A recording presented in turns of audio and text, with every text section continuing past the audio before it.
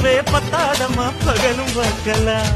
ஓர கண்ணல நீதான் என்ன எதுக்கு பாக்குற? உதட்ட கடிச்சு நீதான் என்ன உசுப்பு ஏத்துற.